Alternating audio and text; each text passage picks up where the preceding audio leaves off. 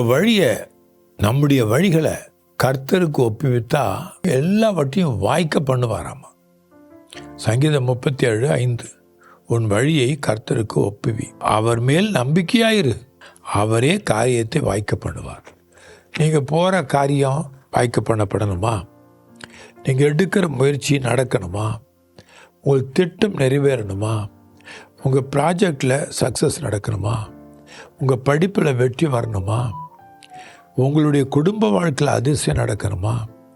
இப்போ கர்த்தர் சொல்கிறாரு, உங்கள் வழிகளை கர்த்தருக்கு ஒப்பு கொடுத்துருங்க. அதனுடைய அர்த்தம் என்ன? ஆண்டவரே, என்னுடைய வழியை நான் உமக்கு ஒப்பு கொடுக்குறேன்னா பாவிகளுடைய வழியை விட்டு வெளியே வரணும். கிண்டல் அடிக்கிறவங்க, கேலி செய்கிறவங்க, பரிசுத்தாவியை நம்பாதவங்க, வேதத்தை நம்பாதவங்களுடைய வழிகளை பின்பற்றாதீங்க. அதான் துன்மார்க்கனுடைய ஆலோசனையில் நடக்கக்கூடாது. பாவிகளுடைய வழியில் நிற்கக்கூடாது. பரியாசக்காரர் உட்காரும் இடத்துல உட்காரக்கூடாது. சில நேரங்களில் எங்கே போனாலும் காமெடி பேச்சு, வீணா சிரிப்பு இருக்கலாமா? வீட்டில் இருக்கலாம், நல்லா சிரிங்க. வாய் விட்டு சிரித்தா நோய் விட்டு போயிடும்னு சொல்லிட்டு அப்படியே ஹாஹான்னு சிரிச்சுக்கிட்டே இருந்தாலும் சாதிக்க முடியாது. சும்மா கேலியும் கிண்டலும் பேசிக்கிட்டு இருந்தாலும் சாதிக்க முடியாது. உங்கள் காரியம் வாய்க்காமல் போயிடும். வேதத்துக்கு முதலிடம் கொடுத்து பரிசுத்தாவியானவர் கற்றுக் கொடுக்குற வழியில் உங்களை ஒப்பு கொடுத்துட்டிங்கன்னா கர்த்தர் சொல்கிறாரு, அவருடைய கரத்தை நான் பிடித்து நானே நடத்திட்டு போய் சரியான சக்ஸஸ்ஃபுல் இடத்துல உன்னை வைக்கிறேன். உன்னை மேலான இடத்துல வைப்பாராம், உயர் தலங்களிலே நடக்க வைப்பாராம். என்ன அருமையான கர்த்தர்! நம்முடைய கர்த்தருடைய அன்பு வழி புரிந்து கொள்ளுங்க. அவருடைய ஆலோசனைகளை புரிந்து கொள்ளுங்க. நம்முடைய வழிகள்லாம் நல்லதுன்னு நினைக்காதீங்க. வேதாகமத்தில் நீதிமொழிகள் 14:12 மனுஷனுக்கு செம்மையாய் தோன்றுகிற வழிகள் உண்டு, அதன் முடிவோ மரண வழிகள்.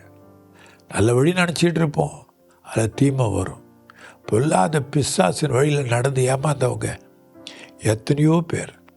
சரியான பாதையில் போகணும், பாதையை விட்டு விலகக்கூடாது. அதுக்கு தான் இந்த அடிச்சோடு. கர்த்தர் ஒவ்வொரு அடியிலையும் கர்த்தர் உங்களுக்கு துணையாக இருப்பார். உங்களை படிப்படியாக அழைச்சிட்டு போவார்.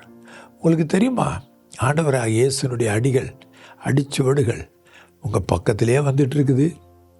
சில நேரங்களில் கலங்கி தவிக்கிற நேரத்தில் திரும்பி பார்த்தீங்கன்னா உங்கள் அடிச்சுவடு தான் தெரியும். ஆனால் கர்த்தர் சொல்கிற அது அடிச்சுவடு இல்லை, என் அடிச்சுவடு. நான் தான் உன்னை தூக்கி சுமந்துட்டு வந்துட்டு இருக்கிறேன்.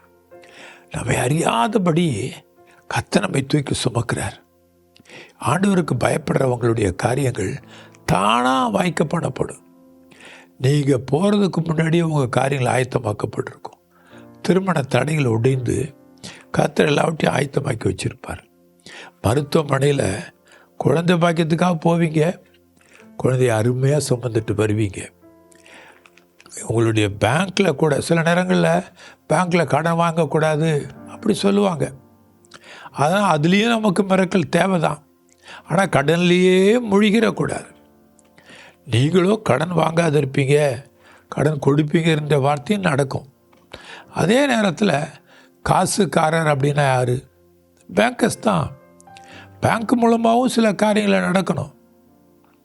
இன்கம் டேக்ஸ் ப்ராப்ளம் வருதுன்னு சொல்லி எத்தனை பேர் பிளான் பண்ணி திட்டமிட்டு பேங்க் மூலமாகவும் சில காரியங்களை சாதிக்கணும், தனியாகவும் சாதிக்கணும். சில பிரசங்கிமார்கள் அப்படியே பேங்க்கில் கூட கடன் வாங்கக்கூடாதுன்னு சொல்லிவிடுவாங்க. அதெல்லாம் தப்பு. அநியாய வட்டி, கண்ட வட்டி, கூட்டு வட்டி, மீட்டர் வட்டின்னு போட்டு ஏமாத்துறவங்க இருக்கிறாங்க. எல்லாவற்றிலையும் ஜாக்கிரதையாக இருங்க. இப்போ நம்ம ஜெபிக்க போகிறோம். கர்த்தர் உங்களை தொட போகிறார். அன்பின் தேவனே, என் ஜனங்களை ஆசீர்வதிங்கப்பா. உன் வழி எனக்கு ஒப்புக்கொடுன்னு சொல்கிறீங்க. எங்கள் வழிகளை உமக்கு கொடுக்குறோம். நீர் நடத்தும், இப்படி பிள்ளைகளை நடத்தும், எல்லாவற்றையும் வாய்க்கப்படும். திறந்த வாசலை வைக்கிறேன்னு சொல்கிறீங்க. கர்த்தர் இப்போவே சொல்கிறார், உங்களுடைய காரியங்கள் நடக்கும். எடுக்கிற உங்களுடைய முயற்சி வீண் போகாது. ஸ்கூலில், கல்லூரியில், பெரிய பெரிய இடத்துல உங்களுக்கு அற்புதம் நடக்க போகுது. சிலர் PhD படிப்பதற்காக சரியான கைடுக்காக அலையிறீங்க. அதில் ஆண்டவர் அதிசயம் செய்வார். நல்ல கல்லூரியை காட்டுவார், நல்ல மனிதர்களை காட்டுவார். சரியான விதத்தில் நீங்கள் உயர்த்தப்பட போகிறீங்க. ஆசீர்வதிங்க இயேசுவின் நாமத்தினாலே. ஆமேன், ஆமேன்.